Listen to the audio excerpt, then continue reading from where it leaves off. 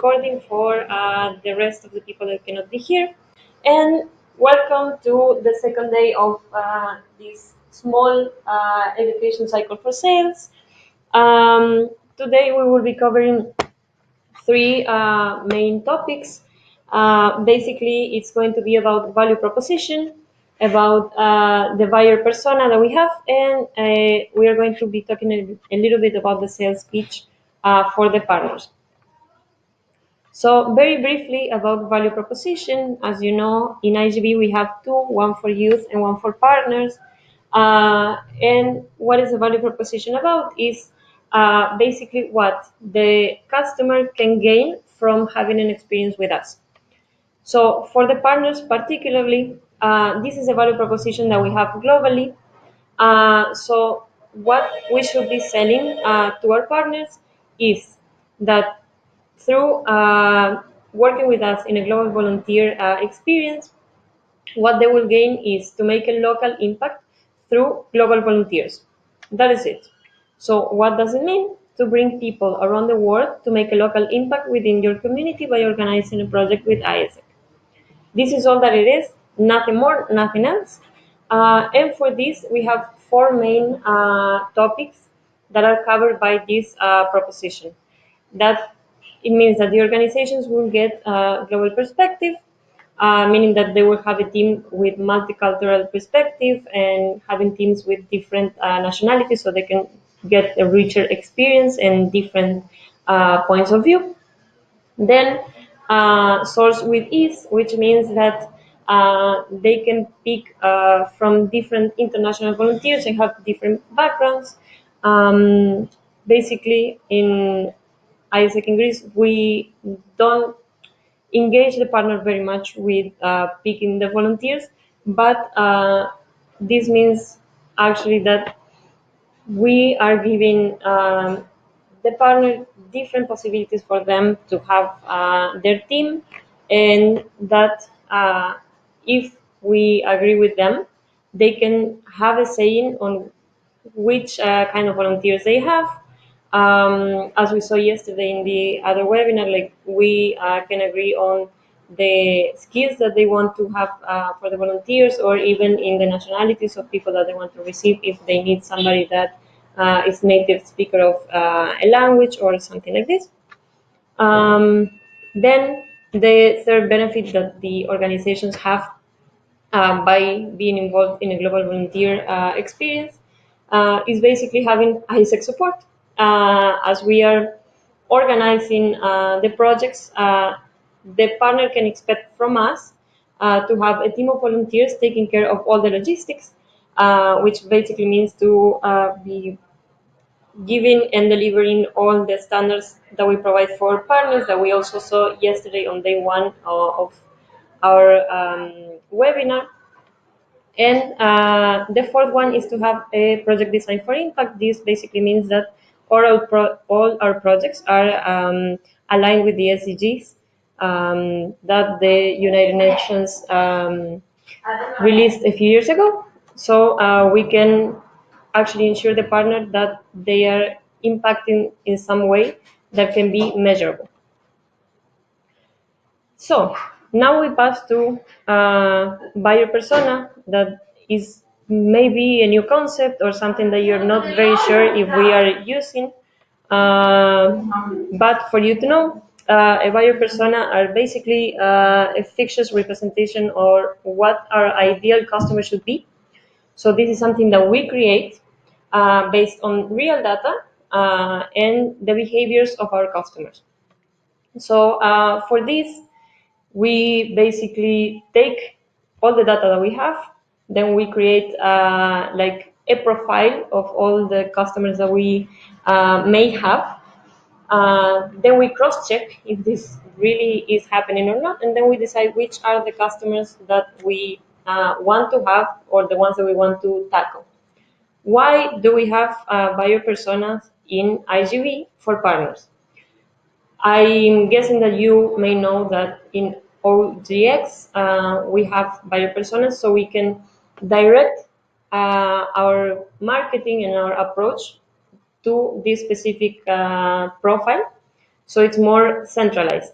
And as we saw also yesterday, we as ISEC are an organization that is customer centric. So this means that as our customer is the center of everything that we do, and that we arrange everything so our processes and products can be aligned to what the customer needs.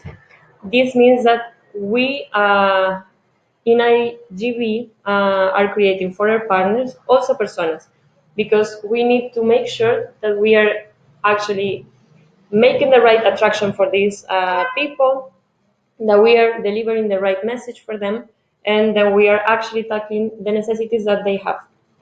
So I'm going to present to you the three global personas that we have, and explain a little bit how you can make sure that in your LC you're running attraction with personas and with the right personas. So to show you the global ones, we basically have three different types, and this is how a persona looks. So for example, we have an NGO project manager.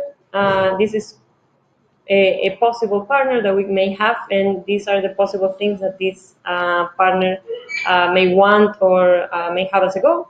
So, for example, we have in here different characteristics of this person, like the background, what this person cares about, a little bit of demographics to know which are the things that we may encounter, if they are male, female, the age range, um, even the income. We may have to make sure that we are targeting the right audience. And then we have on the other side which are the challenges that this person faces for the goals that he wants to achieve. Then we have the goals, and we have a third part that is the common objections that this person may have when it comes to signing the contract with ISEC. So, for example, we may go to the part of challenges, goals, and common objections. So, if we take the NGO project manager, we may see that the challenges, sorry, are that this person may not have enough funds to run the NGO, that the government does not provide the right tools for the NGO to be running, and that they don't have enough money to invest in new activities. But this person at the same time has a goal to lead successfully and impactful projects in the NGO. And we may see that when we want to approach them, which are the possible objections that they may have, is that they don't want to pay before the delivery because, as we saw before, they don't have enough money, or they had a previous experience with ISEC that was not really good, or they had a very bad mouth-to-mouth recommendation, that they don't have money, or they don't have food or accommodation to provide to the interns. So, what does all this information mean? Basically, if we have a prospect or a profile of a person, we may see which are the challenges that we may have by approaching this persona, which are the things that we can do to make sure that we are giving the right message, that we are making sure that they are on board of our project and that they want to collaborate with us, because we can give solutions to the challenges that they have. And for the first part, that is background about and demographics, we may have information on how we should communicate with this person. It's not the same to communicate with a 15-year-old than to communicate with an 80-year-old. So we may also have information on how we should behave when we go to this meeting, or when we present the proposal for this specific persona.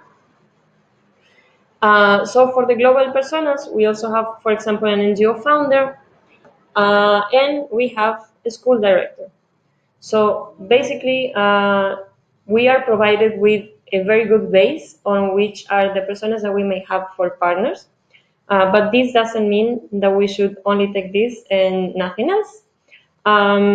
So I strongly encourage you to have a moment in your team meetings with your members, or to suggest to your team leaders or your VPs to actually check on which are the personas that we are having right now.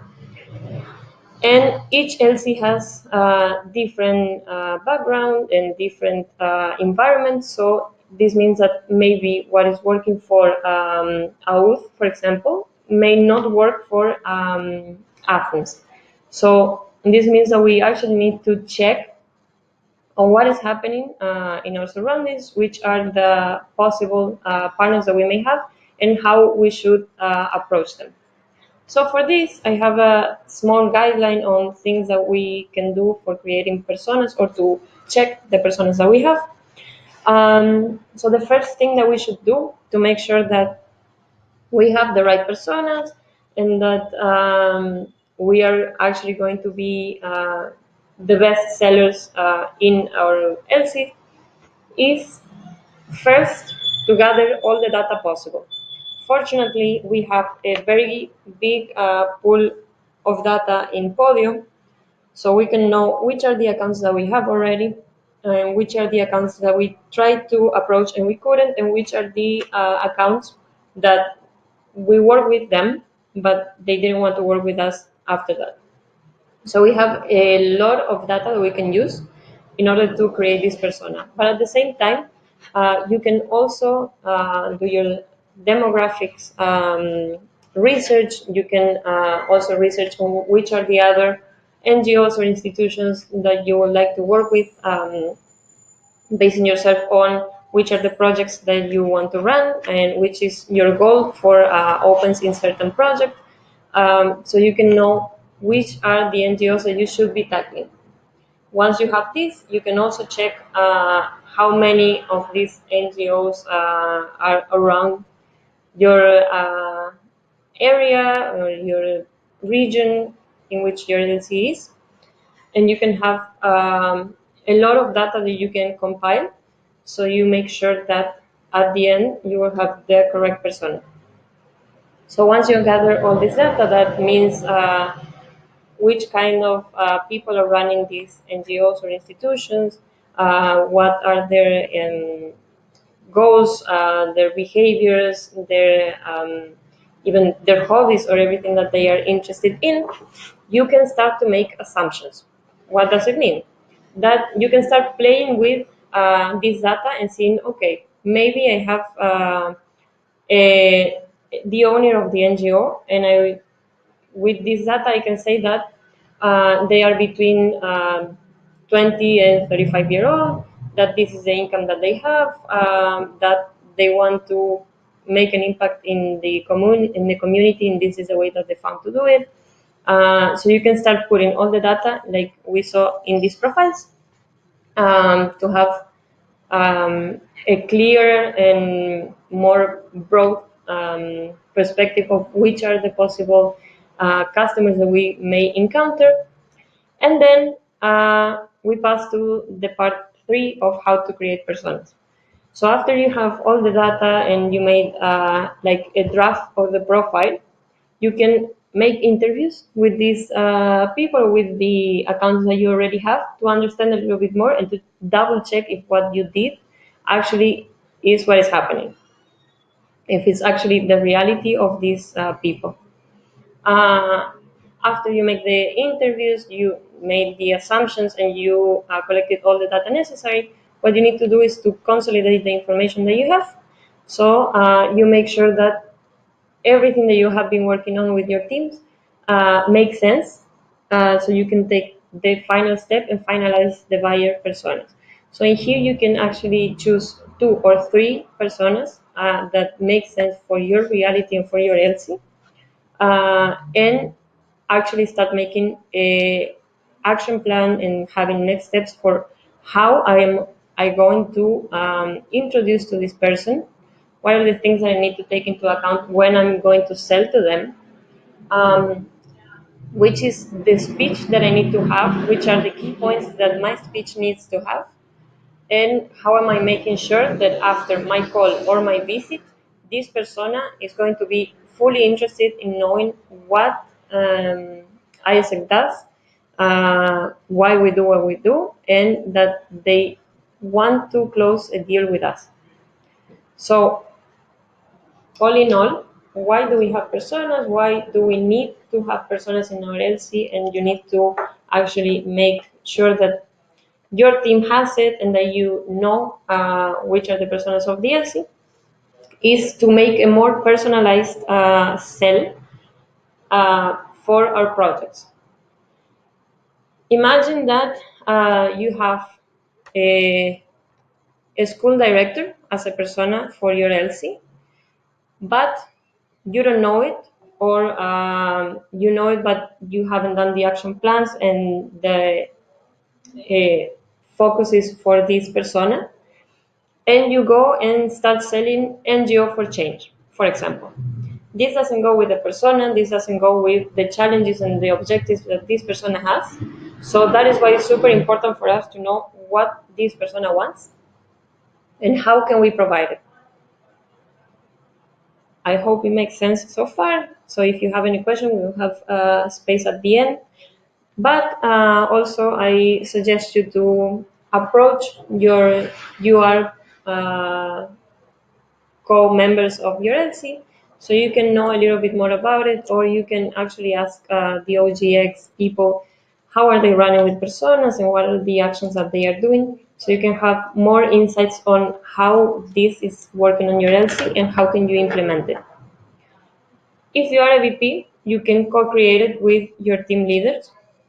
So you know, so you create together the persona of the LC, and you get insights on what this persona may want. And once you have it, team leaders can sit with their teams and educate them on what are the things that need to happen in their sales so they can tackle their persona better.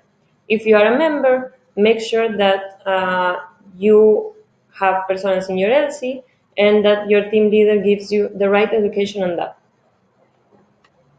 Cool.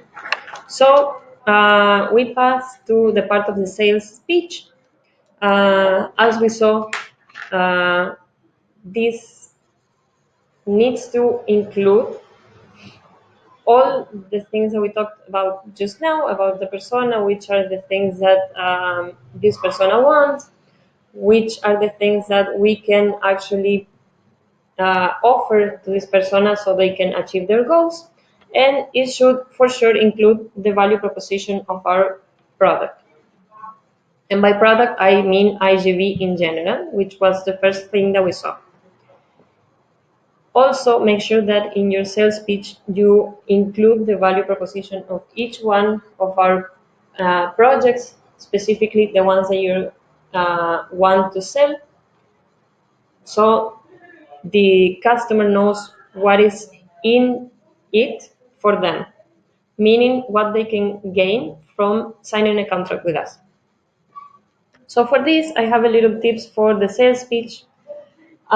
Basically, it should be very clear and to the point.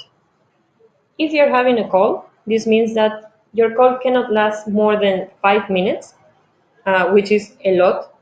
So you should state clearly what is the purpose of this call, what do you want, and what is the next step. If you're going to a visit, you should have a structure so it's clear, so you can present what is ISEC, why we do what we do, what is IGV, and their value proposition. Why do we want to collaborate with them and have a partnership? And in this, we include all the research that we did about the persona. So we include how our projects can contribute to their goals. And we include also a clear proposal of this is a project that we want to run with you for this and this and this reason. And that take us to the second point, that it should have for sure a clear proposal And next steps.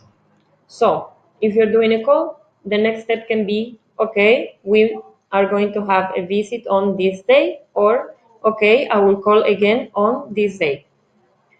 If you're having a visit, the next step is I will give you from 2 to 3 days for you to check the contract, to check the JD, and to tell us whether or not you want to work with us. And if you want to work with us, we are arranging a meeting to sign the contract. Another thing that I strongly advise you to do is to practice.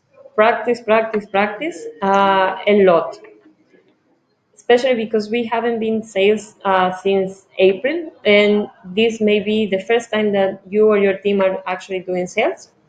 So practice makes perfect. So you should practice before calling or before going to the visit, and ask somebody from your team to actually be there with you to give you feedback. So you can know what you should include, what are the things that you should not miss in this call or visit, and which are the points that you can improve for when you're actually with the potential partner. Another thing is that you should show your interest to collaborate with the partner. From this, yesterday we saw in the customer flow the part of pre-attraction, in which I suggested you to actually make research on the NGO or institution to which you want to partner with, so you can have a clear proposal on why our main goal as an organization, our why, connects with their why. And in this part, you can show to the partner that our projects can actually contribute to their goals and the way to achieve them.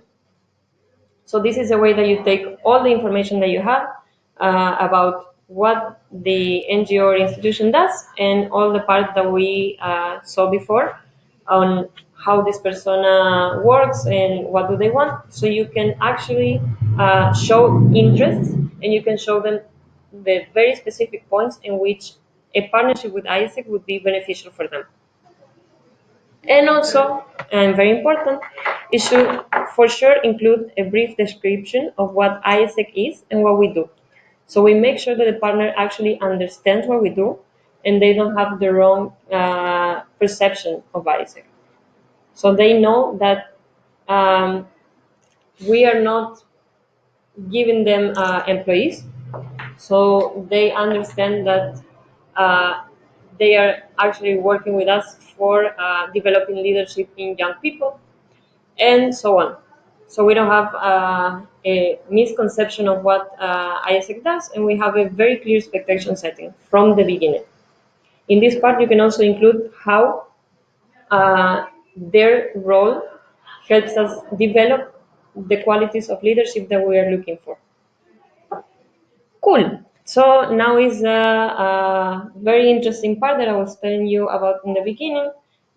We are going to interact a little bit with each other.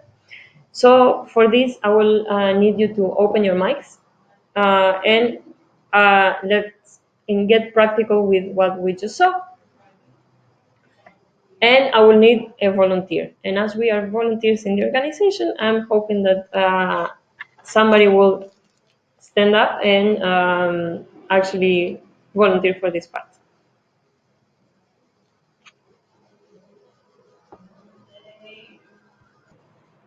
So you can also do this in your LCs with your teams. So you can actually do one of the things that we said in the tips. You can practice and get better in your sales pitch. So for the first exercise, you should pretend that your team members are a possible new partner, and you are doing your first call. In this, you have to think what would you say, and you have 2 minutes to actually deliver your speech. After this happens, your co members can give you feedback to see what are the things that you need to improve, which are the things that you did really good, and which are the points that you cannot forget. And for the second exercise, you can pretend that you are actually a traditional partner and you want to have an evaluation meeting to re-raise opportunities. Very specific thing. So we need to know the very specific structure and what are the things that we are going to say that are not the same of an initial meeting. So for this, the same. What are the things that you will say? You have 2 minutes to actually give us a structure of the things that you would say, and how would you try to convince the partner that they should keep working with us. And once again, you are going to have feedbacks for from your members, co-members, or team leader, or whomever is helping you with this. Cool. If you have any question on what we saw, value proposition, on value proposition on the buyer personas, or in how you should do the sales pitch, you can contact me, or you can contact your team leaders, or your VPs, and you can have more information on how to rock your sales in this September and October. And that is all for now.